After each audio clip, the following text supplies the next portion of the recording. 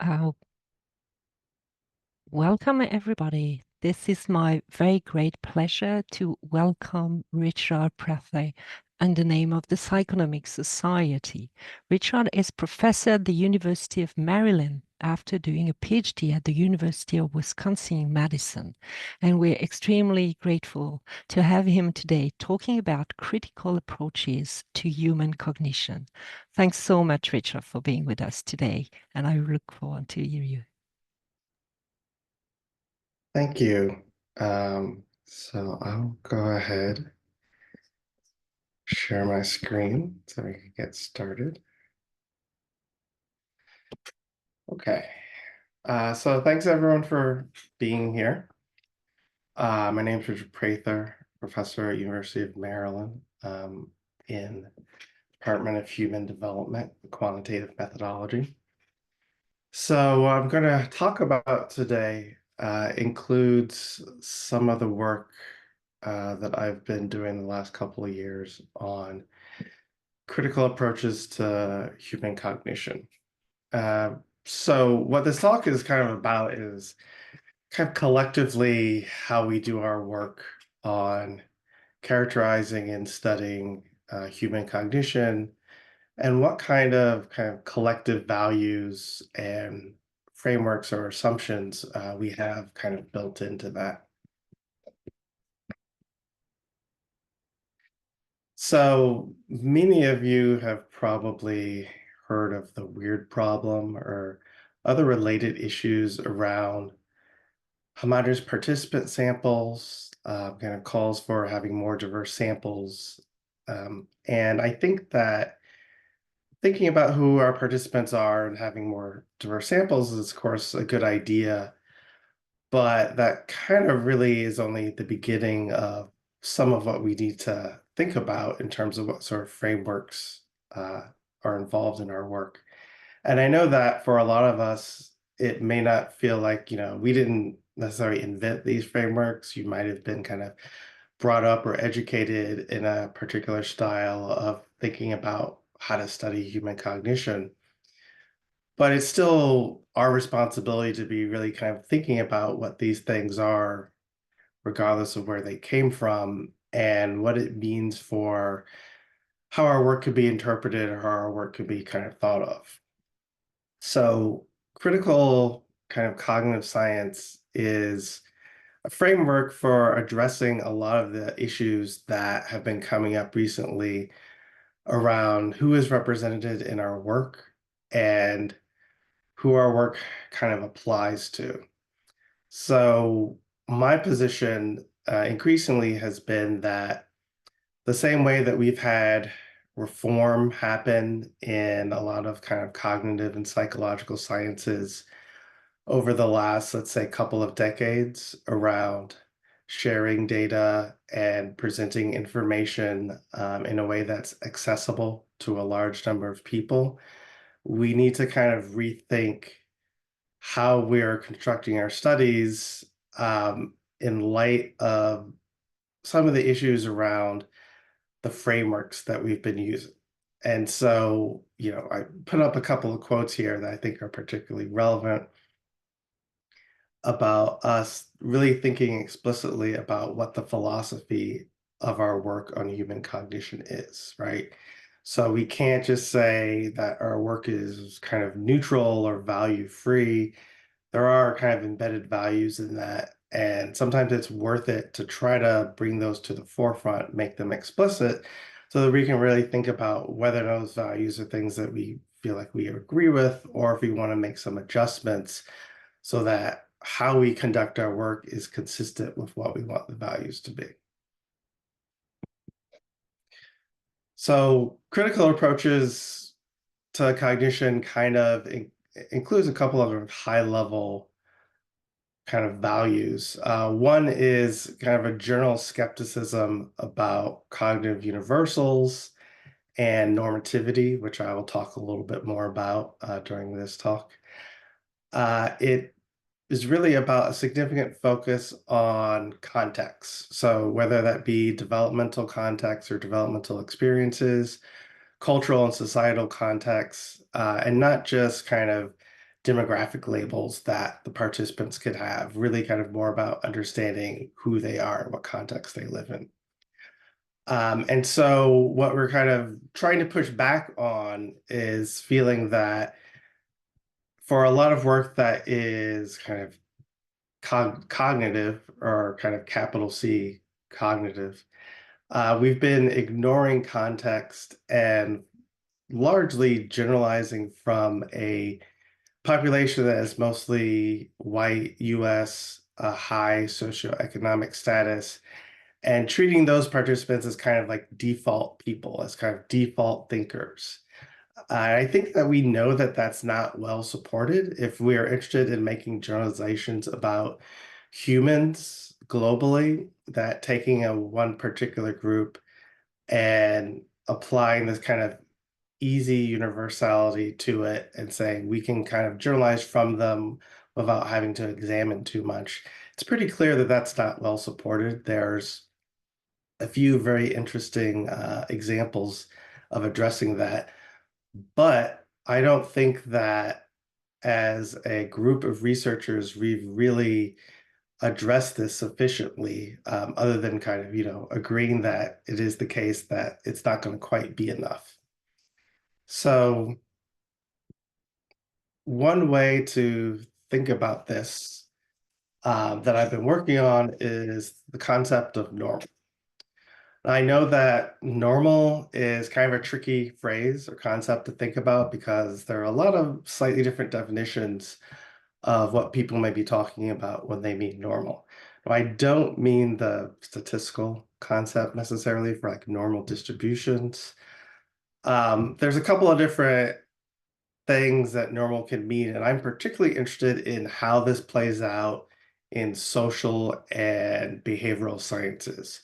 So the concept of normal, what does that mean, and what kind of role does that play in different areas of research? And then how does that work out for people who are interested in human cognition?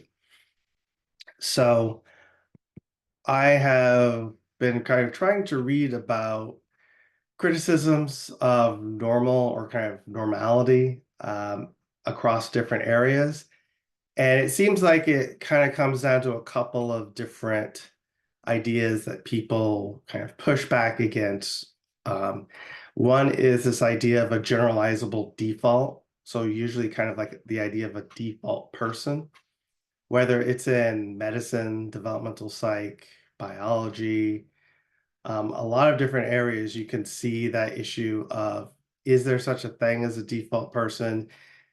Do people talk about that explicitly in their work, or is that kind of implied? And related to that is this idea of an idealized best case scenario. So maybe there is a particular outcome that we assume is what all people should have. You can see this in medicine and developmental biology. Whether or not it is useful to think about people in that way, that there are default people or there are kind of idealized best case scenarios, is an important issue, right? And my reading of all these areas is essentially that it doesn't work out relatively well. At best, it seems like normal is much more complicated than people might have initially thought. And at worst, it is used to support these ideas of human hierarchy. So normal is kind of set at the top as the best outcome or best way to be for people, and everyone else is given kind of a deficit model. They're kind of less than that, whatever normal gets to be. And of course, you can see that being applied specifically in ways like white supremacy and other kind of hierarchical views of humanity. So, critical approaches to cognition, what's really important is to kind of push back against this idea of a default person, push back against things like cognitive universals, and try to figure out if there are kind of better ways of characterizing and describing human cognition rather than kind of assuming those things. So I kind of went through a couple of different examples of how normal works out in a couple of different fields. Um, One of those is kind of developmental biology.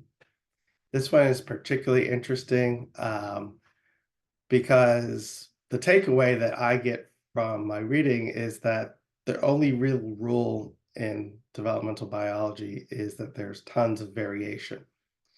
It's harder than you might think to define normal. Trying to define a person as being biologically normal really doesn't work out particularly well.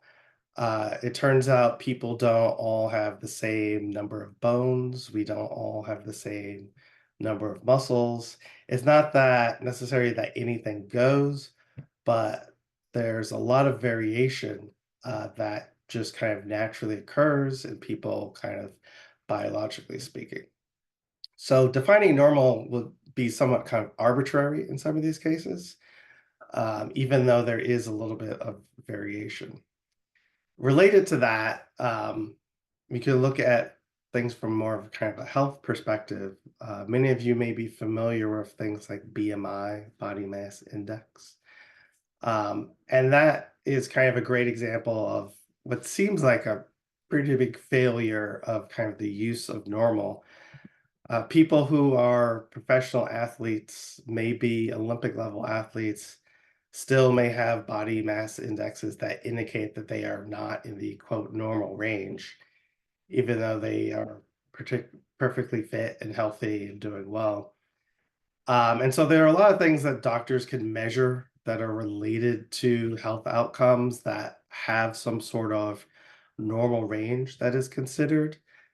And it turns out estimates, at least in the United States, are that a very, very small portion of people are within normal range on all the things that a doctor might measure, right? It's something like 10% of people are well within normal for range for all these sorts of things, which kind of makes you think, well, what is the point of defining normal if no one seems to be normal, right?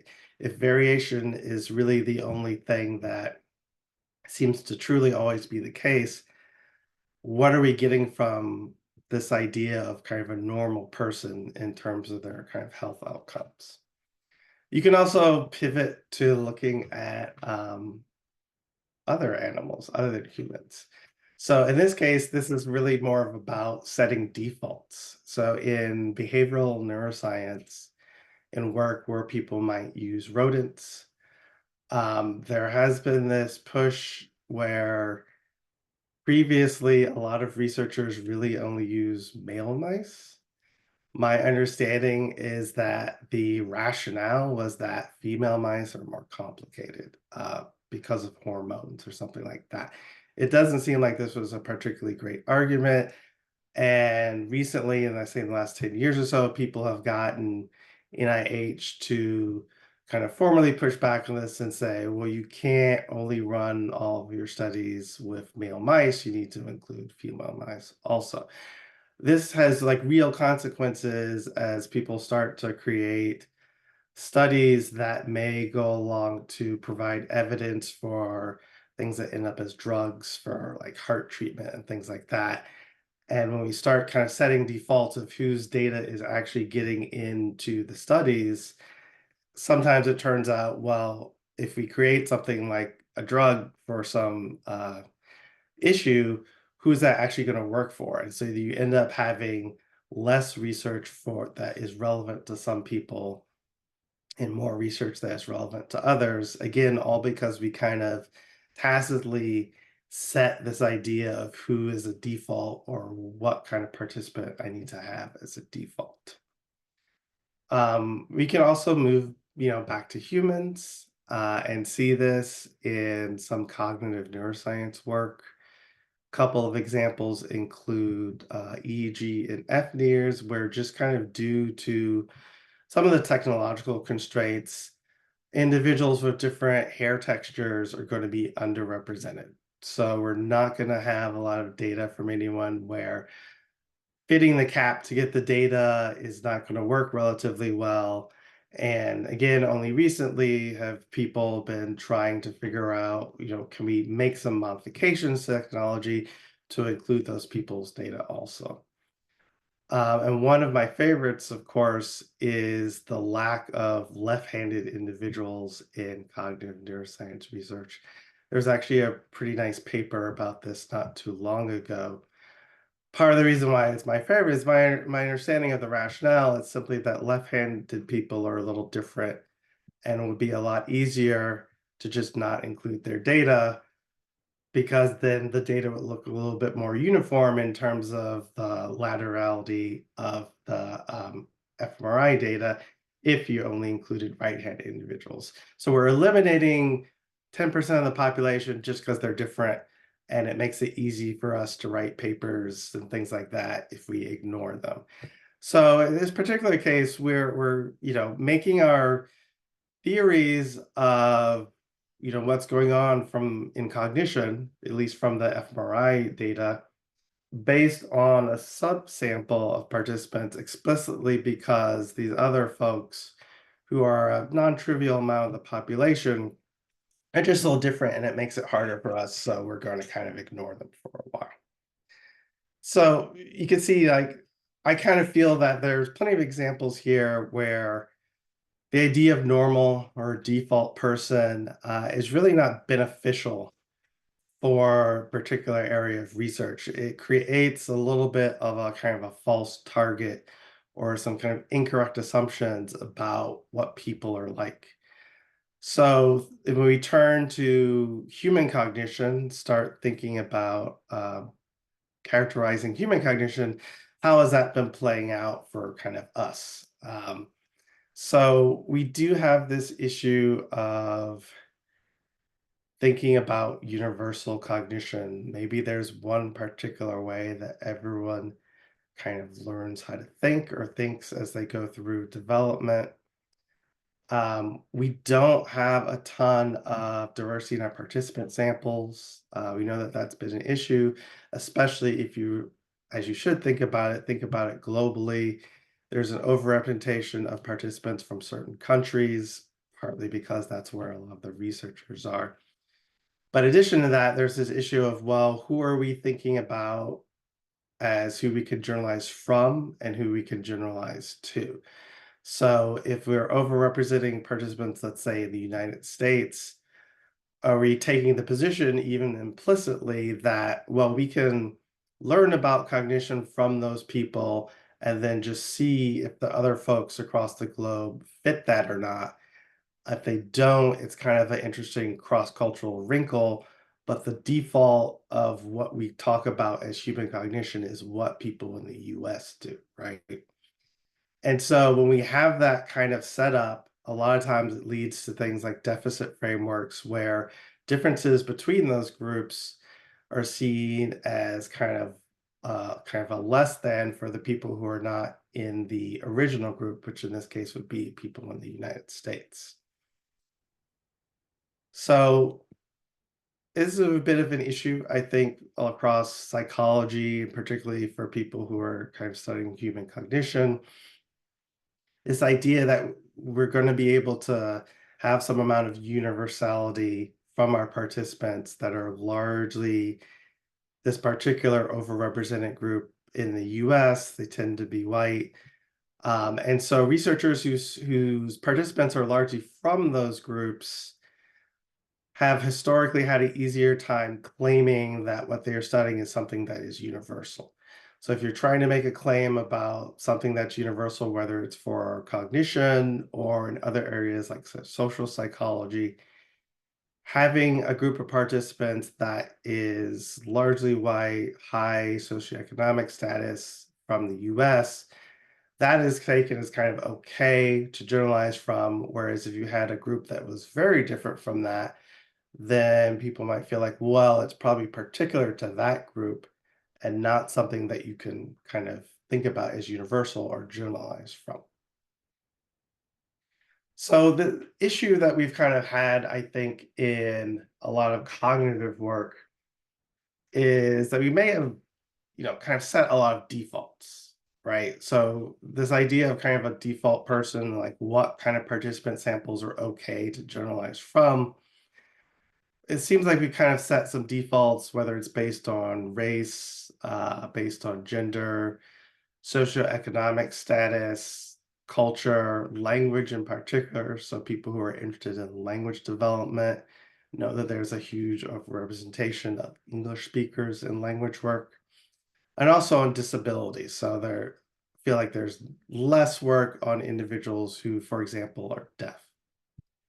So we want to push back on the idea of there being kind of defaults across these.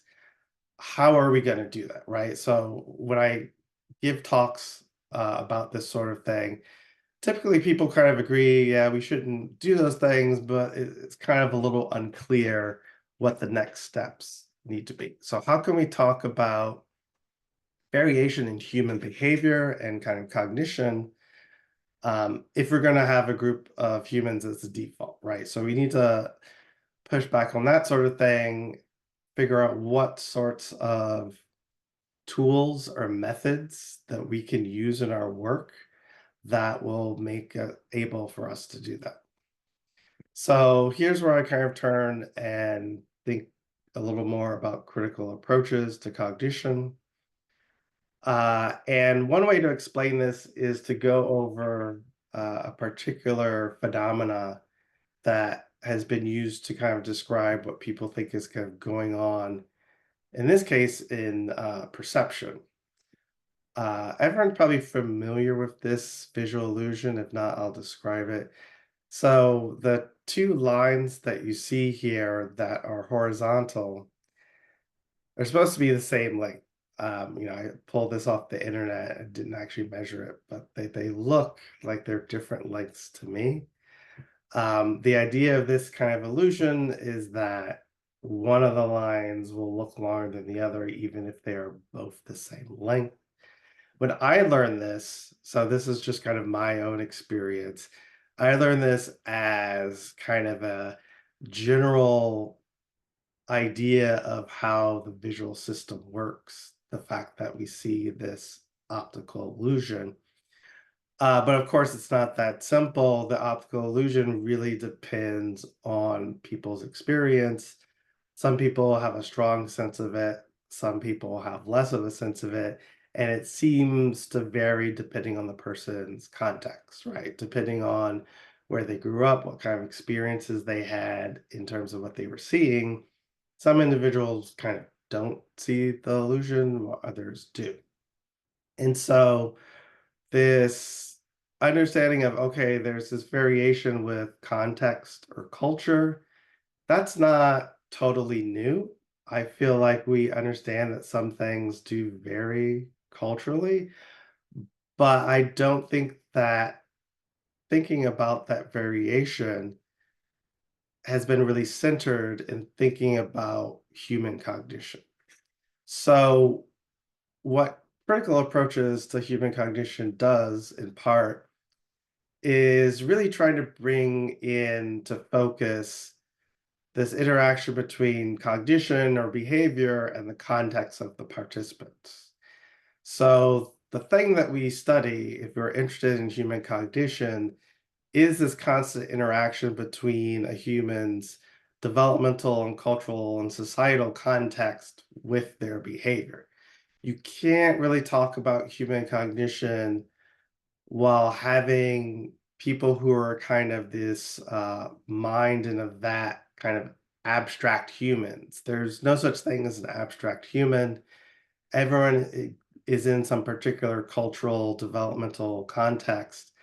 And so rather than kind of ignoring those things and hoping we can just kind of take our kind of convenience sample and generalize from that, maybe it would be best for us to embrace a little bit more, trying to know more about our participants, trying to know more about their context, so we could integrate that into our theories of cognition, because we know that it matters. I don't think that that is a particularly controversial statement, but for people who are interested in really describing kind of what we think human cognition is, I don't think we've done a great job collectively at integrating a lot of context that the participants have into our theories of how cognition works. So we've got these kind of interrelated problems in cognitive work. We've been using kind of relatively homogeneous participant samples when trying to generalize about behavior. We've been either controlling for or trying to just kind of flat out ignore things that we may have initially felt are kind of extraneous contextual variables. And all of this kind of creates a situation where there's this kind of implied assumption of a default person. And when you're describing human cognition, you're describing the cognition of this kind of default person whose kind of cultural context is, kind of like the view from nowhere, right? Their context is just kind of the default, essentially. So, how could we do this differently? We're going to need to think a little creatively about how we construct our studies, what kind of information we get about participants, and how we analyze and how we use that information. There's kind of good news and bad news on this, I would say. The good news is that we're certainly not the only people who have thought about these sorts of issues across behavioral and social sciences. There are plenty of other people who have thought pretty hard and published a lot about thinking about people's context in some degree. And so, looking at other areas of social behavior sciences, including a few I have listed here: Black psychology, cultural psychology, critical psychology, disability studies in particular, have all theorized about these sorts of things extensively. What they haven't necessarily done is try to kind of merge these with how we think about ways of studying cognition. Critical psychology, in particular, has largely ignored human cognition or kind of cognitive science. And I think some of the thinking there is that it's not critical approaches weren't really relevant. People would prefer to apply critical approaches to clinical or social psychology, but cognitive science, cognitive psychology were kind of ignored for the most part. So I think that we've kind of gotten to the point where we can, hopefully kind of get past that and think about how some of these approaches can be applied to studying human cognition. And I have a couple of recommendations that are kind of large scale methodological recommendations. They would involve, depending on what you know, using different tools or learning slightly different methods to create your studies and making some adjustments into what goes into a typical study for studying whatever aspect of human cognition you're interested in. The first and kind of easiest thing to think about is just like demographic data. What do you even know about who your participants are? Now, the easiest way to get some information about your participants that you could, write up and publish is just getting some demographic information. On the one hand, I would say, yeah, this is a good idea to do. It's relatively simple initially. But there are some issues here where you don't want to just stop with kind of like group membership demographic data, right? I could get a lot of information about my participants where they're checking boxes and things like that about race or ethnicity or about gender. Is that the information that I really want and need, or am I trying to get at something slightly more complicated, like their experience? So their experiences, the context that they've been in, is not the same as just some demographic information, right? You could have multiple participants with really similar demographic information with really different experiences. And so while I definitely encourage people to include demographic information as kind of standard practice, it can't just in there. It can't just be kind of some stats on, the gender and racial breakdown of your participants. There could be more information that you could get into. And I will say, even just that, even just the demographics, as part of a paper I'm working on right now, we went and looked at a very well-known, very popular journal that publishes a lot of work on human cognition, just to see when people report experimental studies with behavioral data, what kind of information do we see about who the participants are? And it's really very little. Sometimes there's a little bit on age, sometimes there's a gender breakdown. It's maybe a line in the participant section, and then that's kind of it. We really don't know a lot about who these participants are. Related to that, I think something that a lot of us could learn a little bit more about are qualitative methods. I know that's pretty complex. You're not just going to pick up qualitative methods on the fly. I think at least even beginning with asking participants more open-ended questions, whether it's on the front end related to demographics and experience, or if it's more about related to whatever topic you're asking about. We ask them in my work, which is about numerical cognition.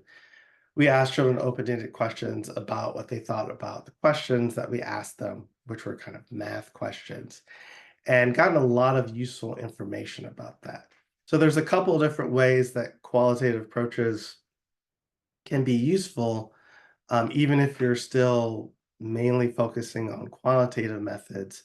One is just getting more information about who your participants are and their context, and another is getting more information about what they think about your study or how they're interpreting your questions, things like that. So while qualitative data itself can be quite complex, we've only had kind of good outcomes from collecting qualitative data in our studies. It does make things take a little bit longer, but I've always felt that it's been useful for us. Another thing that's going to be even more complex is thinking pretty seriously about kind of participatory methods and more community-based work. Again, this is partly about the relationship with the participants and how much do we actually even know about who they are. This is going to be a little complex because I know that there are some structural issues around whether or not the researchers even know a lot about the local community, assuming that you're collecting data relatively locally. Are you in a place where you know a lot about the communities there? Do you have people on your research team who know them also? One small thing that we've been doing in our lab is just offering participants the chance not to come into the lab to do the study. So we're usually doing work with children, but we would make home visits for them. That actually has increased the diversity of our participant sample a lot. It's also given us more opportunities to be a little more kind of embedded in the local community, to learn a little bit more about the people who are doing our studies. So this is something that other researchers have been trying to do. This picture here is from Neil Lewis's lab at Cornell. He was able to get funding to get essentially kind of a bus where they're able to have a mobile lab and travel to where people are. Now, I know this is not something that's trivial to do. Not everyone's going to have funding for a mobile lab, but there are a lot of ways of thinking about creating studies that are more participatory, where you have a slightly different relationship with the participants other than just trying to extract as much data, as much behavioral data as you can from them in an hour. I've certainly been there. I don't want to act like I've been doing work like this the whole time. We've only just started trying to do work that's a little bit more embedded in where people are. Another recommendation that I think is potentially useful is something called integrative data analysis. And the idea here, the reason why I think that this one is potentially interesting is, let's say that we all are able to get a lot more information about who our participants are. We get all this kind of contextual information about who they are, in addition to the behavioral data that we're analyzing. We may find that, well, we all have really different participant pools. They may be different in lots of different ways that we're not really sure how to interpret. And then the issue with thinking about participants as being different and not being able to kind of quickly generalize across them is, can we have this kind of framework for kind of still collectively learning about what is going on in cognition or in behavior if everyone's data is kind of different, everyone's participant sample is special and different and unique? How do we still have this kind of like collective way of learning more about cognition in the long run? So one way of trying to address that is by pooling some of the data across multiple studies, even if there are some differences in what the data looks like. And some people have been working on that. So I have a citation there at the bottom. It's just kind of one example of some of the work people doing integrative data analysis have been working on. Is, are there ways to kind of combine data sets from slightly different studies where the participants aren't necessarily the same, but we're still keeping track of the differences across these different groups? We're not just kind of ignoring all that information and assuming everyone's kind of the same situation.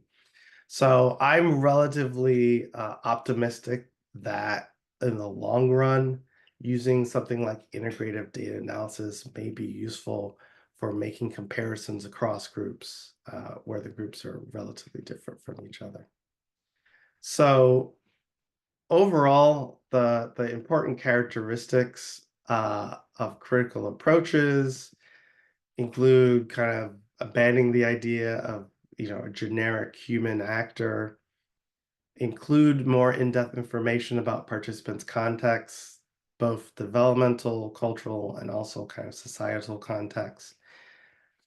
Figuring out how to do that is going to be a long-term project. There's not going to be a simple, easy answer for that or a list of rules for people to follow. In a lot of ways, this is more about kind of setting values and trying to figure out what kind of methodological approaches can line up with that. So even if you are collecting more information about who your participants are, framing is still important. We want to avoid things like deficit frameworks where we kind of assume that certain participants are kind of the ideal version of what we're looking at, and everyone else gets kind of a deficit framework or kind of a more hierarchical comparison. Obviously, we're going to have to balance studying context, kind of getting contextual information about the participants with all manner of constraints. No one's going to get their participants to, sit down for, 10 hours of surveys. That's, unlikely. So it's going to be difficult to address everything at once, right? So it's going to require researchers to think hard about what aspects of participants' context may be most relevant for them. So if you're a researcher who studies early language development, what makes sense for you may be different than someone who studies visual perception in adults, right? So I don't expect everyone to approach this the exact same way. You'll have to kind of think through what aspects of context may be most relevant for your particular work. So the important thing here, when getting all this kind of contextual information, is we want to think about this kind of like the kind of multi-dimensional space where there are a lot of ways that people could be similar or different from each other, and there's going to be a little bit of variation in their behavior that may be associated with some of these differences. What we don't necessarily want to do is just kind of make comparisons across groups. We'll say, my participants in this demographic category do it this way, and my participants in the other demographic category do it the other way. Collecting the demographic information is really kind of a means to an end to getting towards thinking about it like kind of a multidimensional space. And obviously, we don't want to fall into this trap of creating kind of a hierarchy, whether it's implicit or implicit, where we frame some participants' behavior or cognition as better than others, or as kind of a more ideal outcome than other participants may have. So if you kind of go back to the example I had before about the kind of illusion here, I think we kind of had it in some sense. So when people followed up on the initial finding for this, a lot of it was kind of cultural variations of whether or not people saw the illusion or not. And so to me, it seems like kind of eventually kind of got that one right, but I'm still really interested in how it's framed. So rather than thinking of the initial data set as being what happens is kind of like capital C, this is human cognition, and then all the follow-ups are kind of like cross-cultural follow-ups. Rather than that, we need to think about this variation across different groups of participants and contexts as the thing that we are studying. So it's not that we get one group of participants, characterize their cognition, and then say, all right, the other people could do the cross-cultural follow-ups and we'll see how much variation there is globally. The thing that we are studying is the variation globally, right? There isn't any particular group of people across the globe that we're going to frame as default or kind of normal in terms of their cognition or their behavior. All the variation that occurs globally is kind of our responsibility to study as people who are kind of interested in human cognition.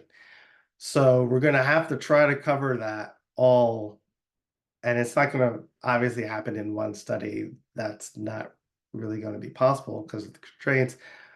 But when we're creating a study that has a subset of those participants, whether they're all from the US or we're able to include other groups in that, we have to be very explicit about how this is just kind of part of the beginning of describing whatever cognitive phenomena we're interested in. And really, we need a wide variety of data from a lot of people in different contexts to fully characterize what we think might be going on. So it kind of gets back to some frameworks that have existed in other areas. One is, the classic Bronfenbrenner model. And I like to use this because you can kind of see here that there are all these different kind of levels of analysis that you could be concerned with as a researcher. And on the one hand, it seems pretty crowded, right? How could you in one study be able to account for all of these things and have all your tasks that you have your participants do to help you try to understand the cognitive processes that you're interested in? It's not really going to be possible to include everything. And I do think that there is a little bit of a tension here where researchers might say, look, I'm interested in human behavior and cognition. I'm not a sociologist. I couldn't tell you in detail about all these different variations in developmental experiences and cultural experiences or, societal differences. I can't account for all of that because you're essentially kind of saying there's, all these different levels of analysis that have to go all into one study.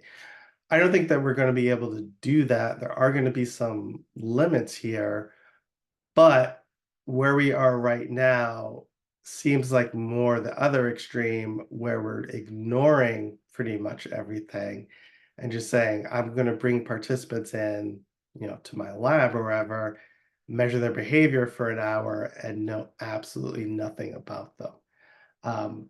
I think everyone kind of agrees that that's not really going to work long term. And what we need to do is figure out how to move on from that.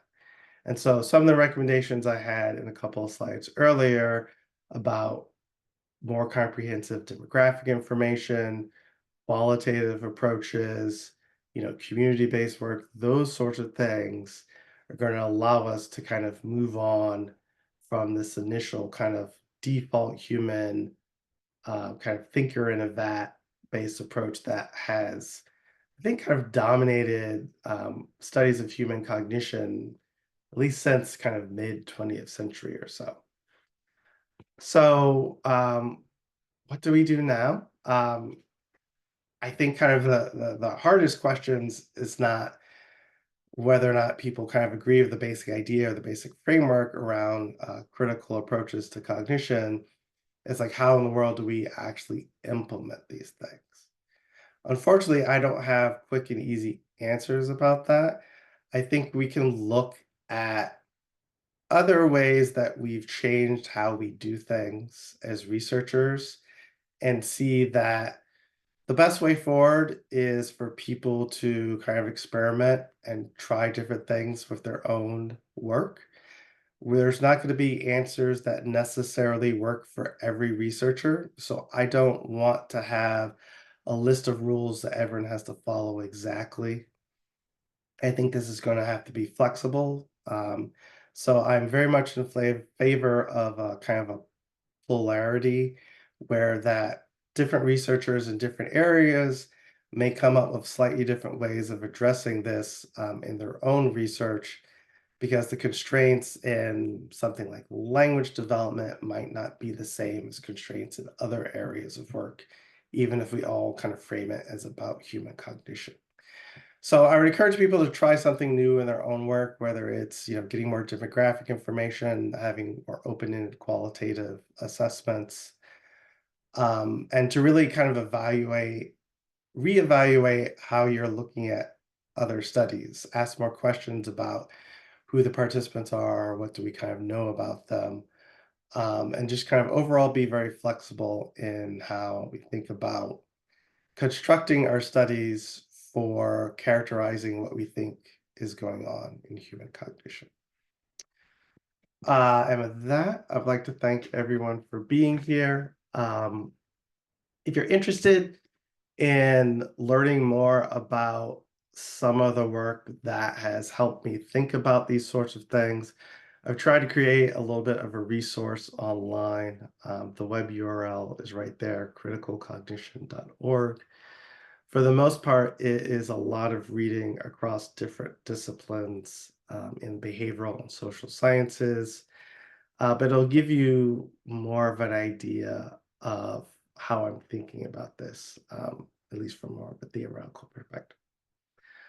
Otherwise, thanks everyone for being here. Wonderful. Thank you so much, Richard. That was a fantastic presentation. We have some questions in the Q&A. So I will just start going through those. So the first one is sort of a practical question about some of these measures. And so the question is, do you recommend using objective or subjective measures, particularly of SES? Oh, a little bit of both. So, when we talk about measuring SES, I teach research methods. So like if you just like the US context, so it gets complicated even if you just assume in the US, because you can look at things like salary, but obviously how far a certain amount goes in different locations is really different. So sometimes people look at things like a needs to income ratio or something like that. So I think I would encourage a little bit of the kind of objective stuff, but also the subjective information too, because there's going to be more to it, right? That's kind of the idea. Like when I was talking about demographic information, you could get a bunch of people who all check African American on the demographic form, have really different experiences. And so if you only go with that initial objective stuff, you potentially leave a lot of variation in experience that may be more of the driving force in influencing, behavior. You kind of leave that on the table. And so having more open-ended, tell me more about your experiences around this, I think is only going to be beneficial, even though, yeah, I know it's a little bit more work, it takes a little bit more time. Fair enough. Next, we have from Nizan Aksan. So these are comments, so I'll read the comments and then let you comment upon it. So thank you, delightful presentation. Putting qualitative participant data with quantitative data is hard work, but work we must do. Like you said, it requires a process / conceptual and empirical development. So anything that you want to just add or comment to that comment? Definitely agree. I'm certainly not an expert in qualitative data. Like, we've only just started initially having a few kind of, qualitative assessments in our work. And so I haven't gone super far with that. I do think for a lot of folks, the most reasonable way forward is probably through collaborators who know more about qualitative methods. So for some of this, I think that thinking about, okay, who at my university, regardless of their areas of interest, might have some of the skills around some of these methods. I've done work with people in public health, where it turns out a lot of what they do in public health is pretty similar to like how I would like my work to evolve. And so having those collaborations with other kind of social scientists, behavioral scientists can be really useful in trying to make progress on these sorts of things. But yeah, like qualitative work in particular, that's a kind of a big one, and is pretty tough to do.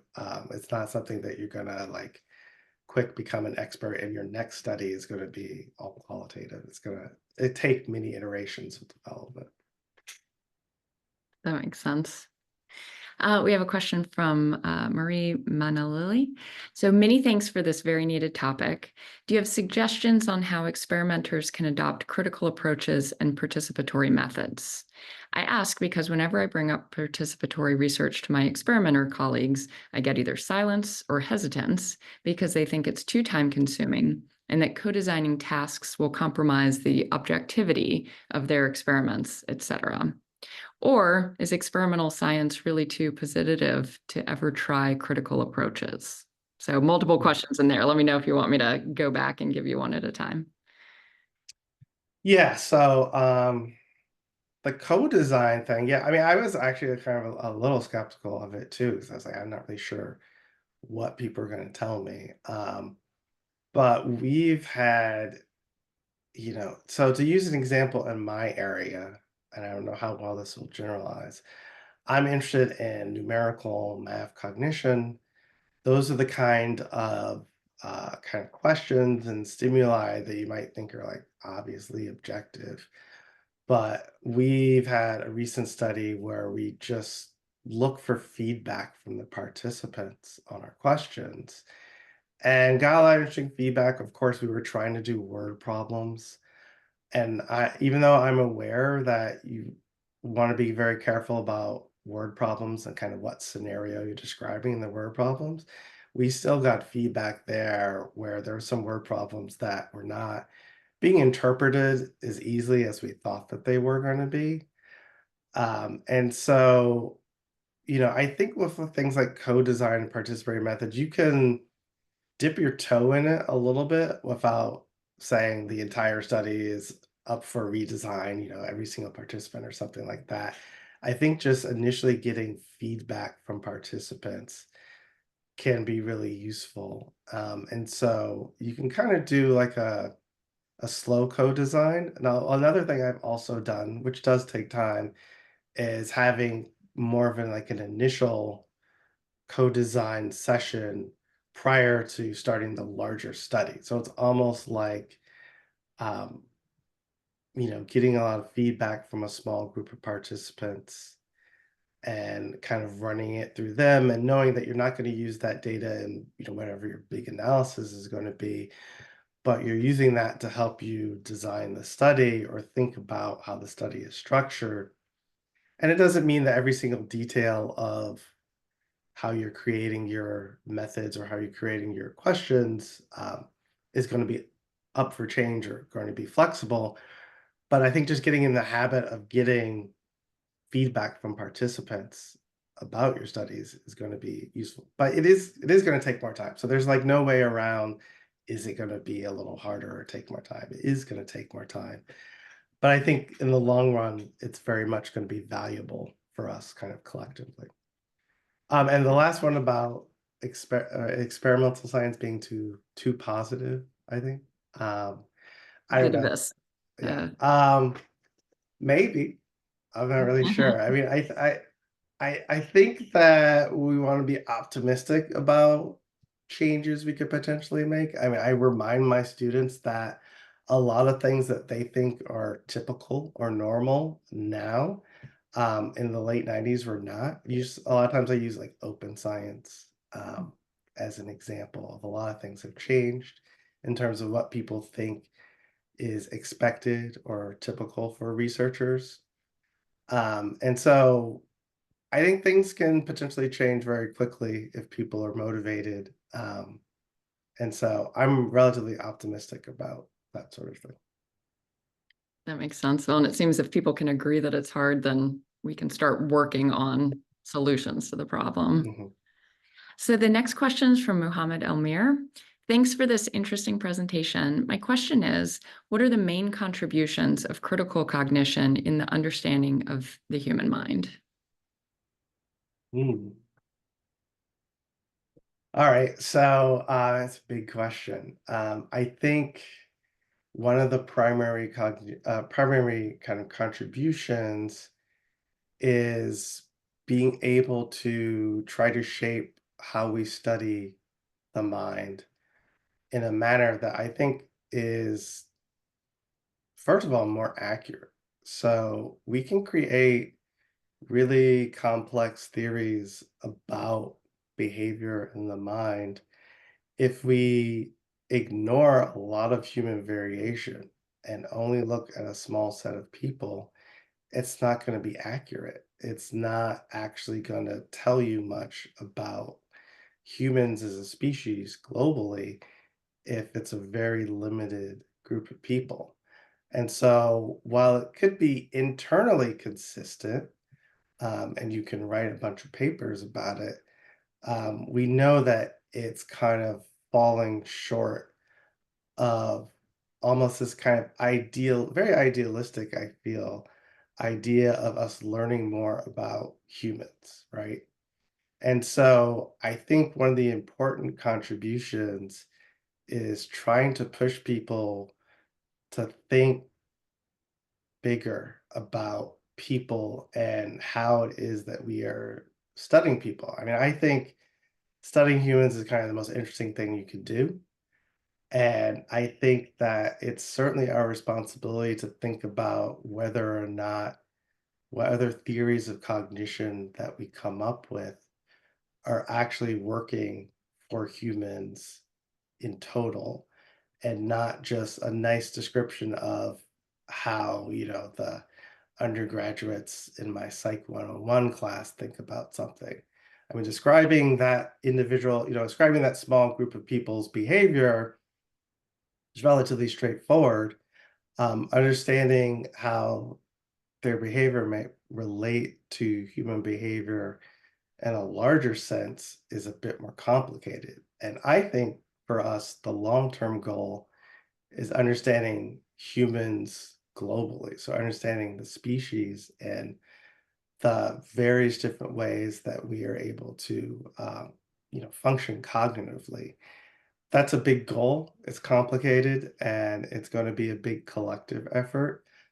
But I think in order for us to make more progress in that direction, some of the things that I talked about as goals for critical cognitive science, like understanding more about who your participants are and centering more this kind of interaction with their context, I think all of that is going to be necessary because we know that it matters and we know that we've been, for the most part, ignoring it to make it easier to create our studies.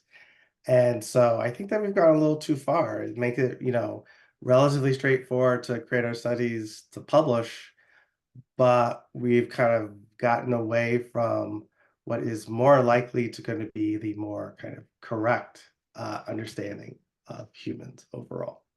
So that I think is the contribution. That's a great answer.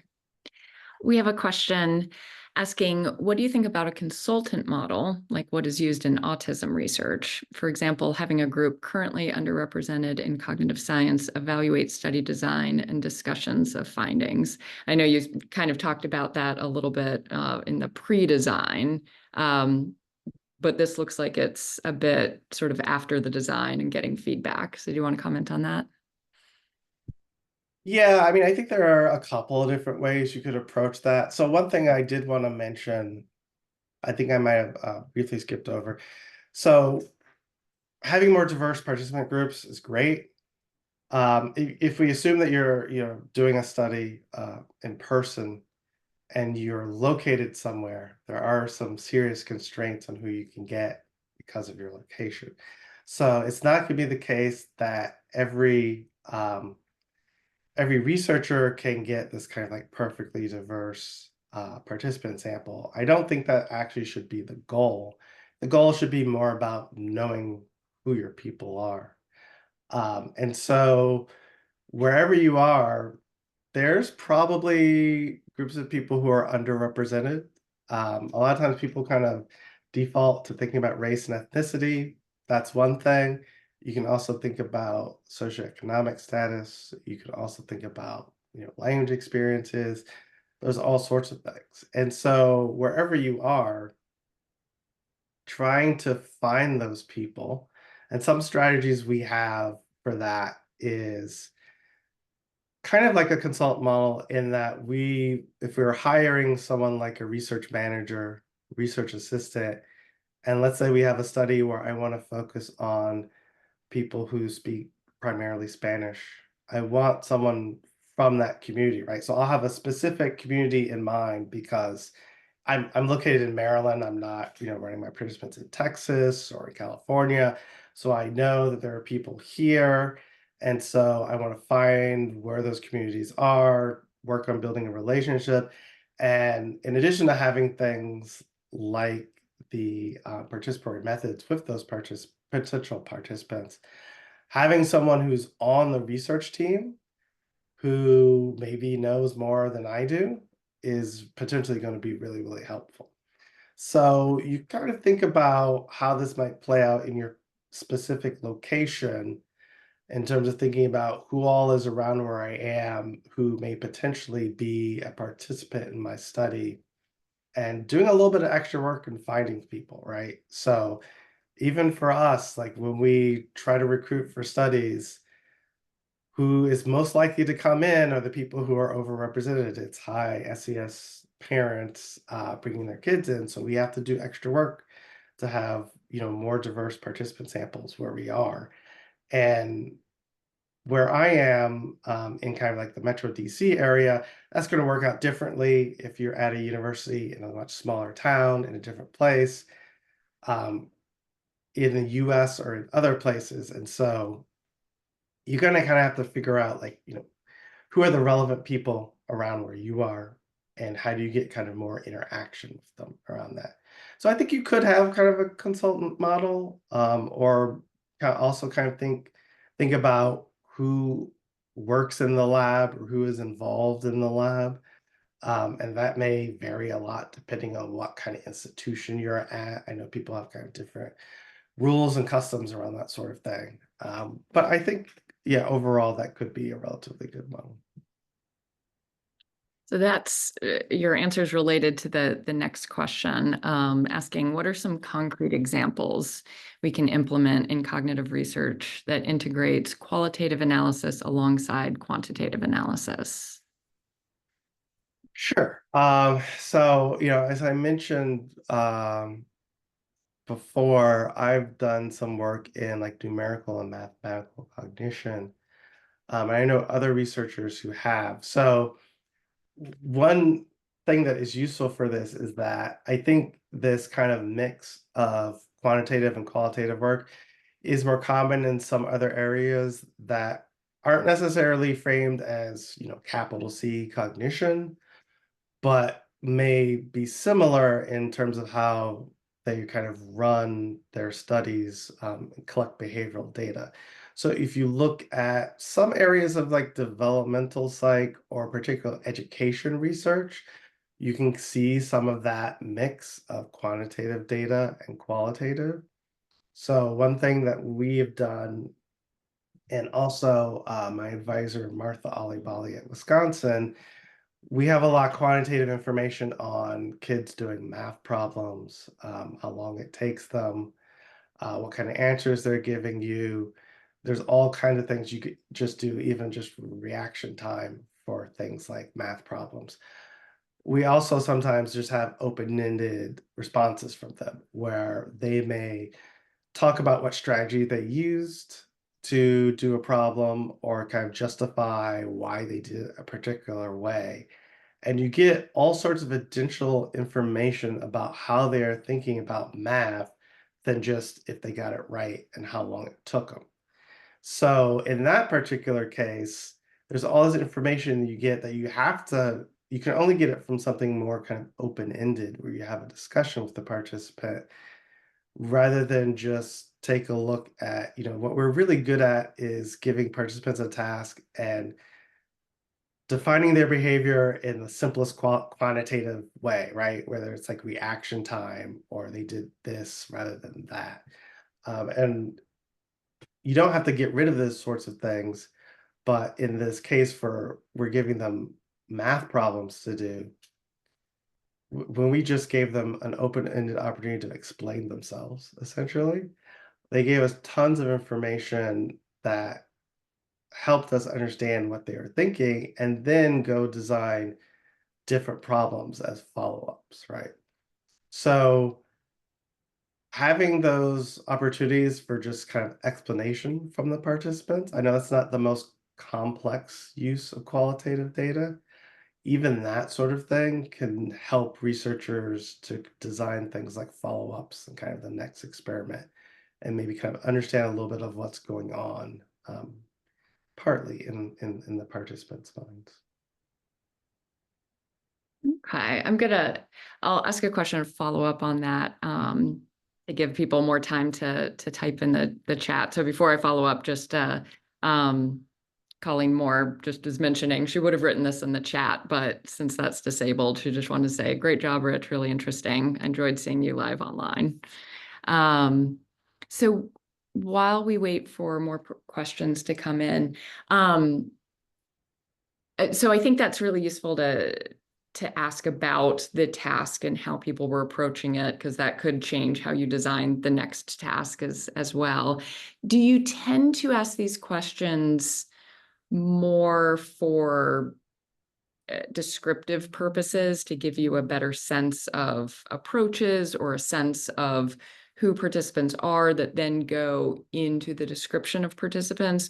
Or do you end up analyzing? So I know when it's open-ended, that gets more difficult, but do you try coding? So essentially, does it ever become part of the analytical structure of the experiment, or is this really sort of more descriptive? It could be either one. I do know of cases where questions about strategy use with children doing math problems then gets analyzed, gets coded in a particular way. And so I do think it could get there eventually. I think for most people, it's going to be hard to start with that, right? Because if you've never done something open-ended with whatever question you have or whatever kind of task you have, you may not be really sure what kind of structure you're going to see from participants. And so you may initially just do something open-ended and descriptive.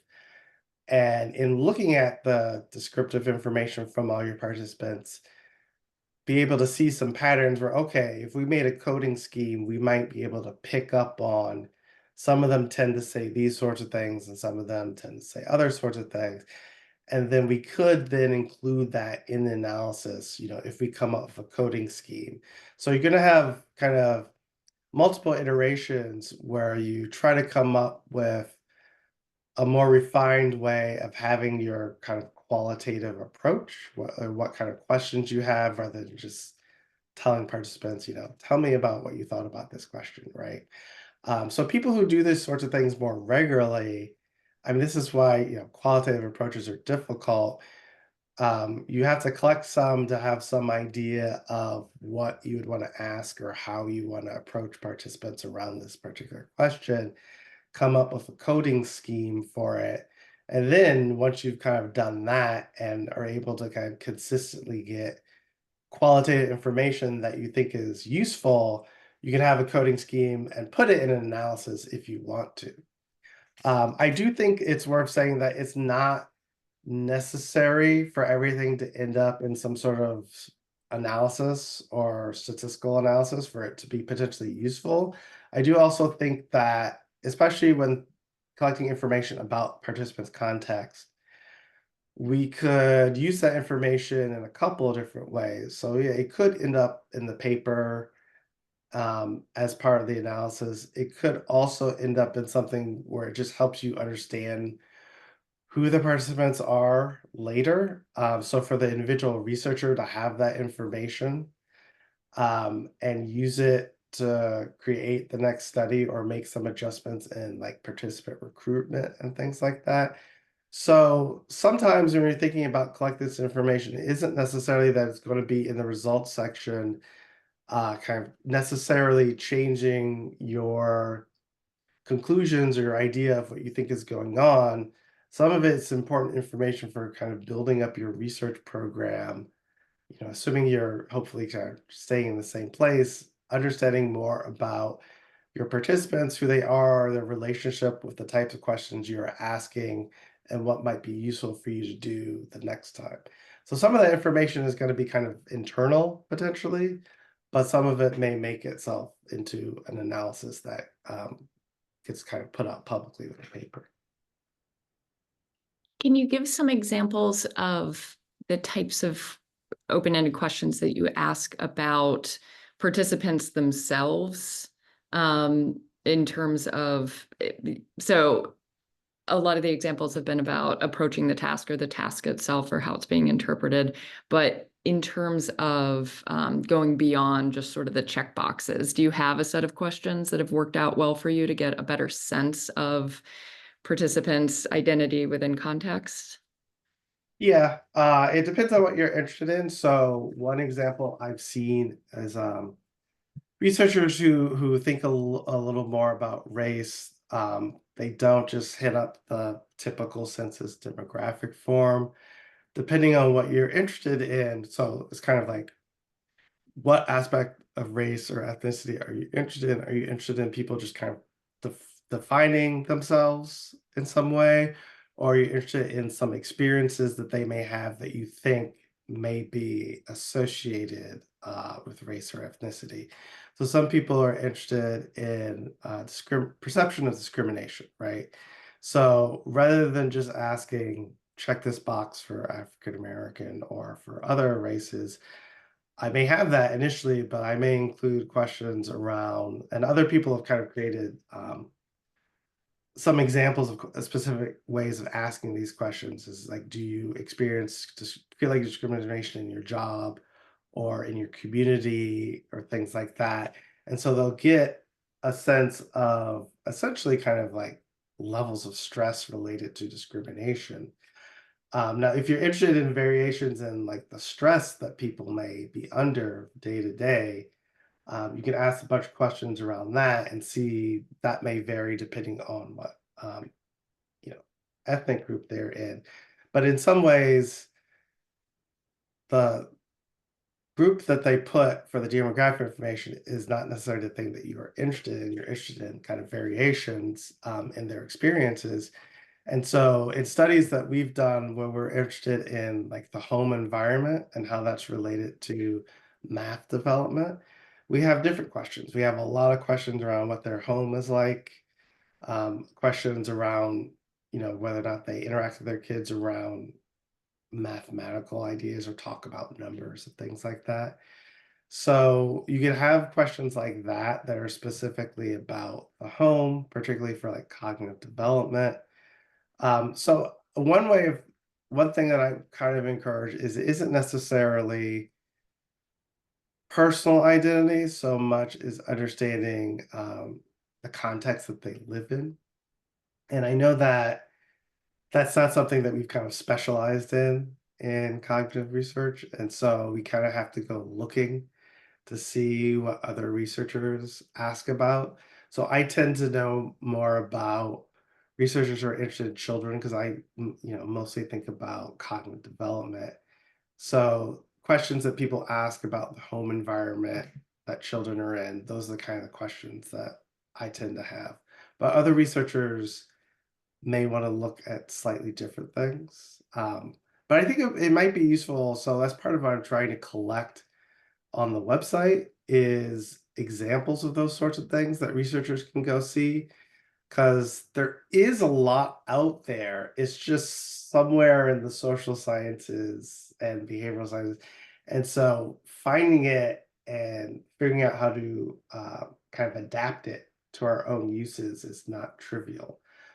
So I want to be able to kind of point people towards more of those resources, but I also am really trying to avoid having like a standard set that everybody uses, because I think that it's more useful for everyone to think about their own particular situation and who their participants may be and what's relevant for their topic, rather than saying, okay, Richard says these are the 10 questions everyone has to ask, and then we all ask them with our participants. Would there be a benefit of something more standardized if people were planning on doing integrative data analysis? I know that sometimes comes afterwards, that it wasn't planned ahead of time, or else maybe all the tasks are the same, but in those sorts of scenarios? It may be, but I also think there's a bit of a conflict here in that coming up with standardized questions that work globally. So a lot of times, when I talk about this, we kind of assume we're talking about researchers in the US, but especially with like things like ethnicity, as soon as you get out of that context, it's like I don't know what a standardized question about these sorts of things is going to be that works globally, right? And so thinking about like it would be nice to think about what sorts of questions could generalize the most. Does that make sense? Because I do think that sometimes the US researchers kind of by default kind of think, okay, well, what works in the US context? And so it might be helpful to try to figure out what those things are. It certainly would benefit any attempts at integrating the data across the different studies.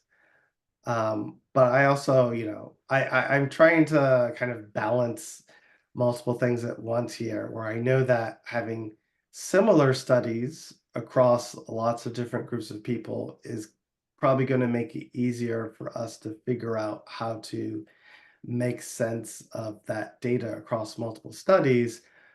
But I also don't want to feel like we're telling people they have to do their studies in this particular way, because in the local environment someplace else, it may make the most sense to do it in a slightly different way.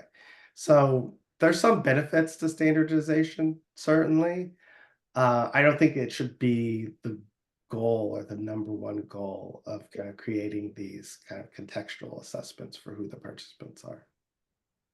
That makes sense. We have another question. So thank you for the great presentation and thought-provoking ideas. I was wondering how you combine this idea of collecting these qualitative data and potentially extra information for future use with the current needs and need for pre-registration of everything you do in your study. I guess I was short answer. I don't necessarily think you need to pre-register everything you do your study. So I've done a few registered reports where I've pre-registered.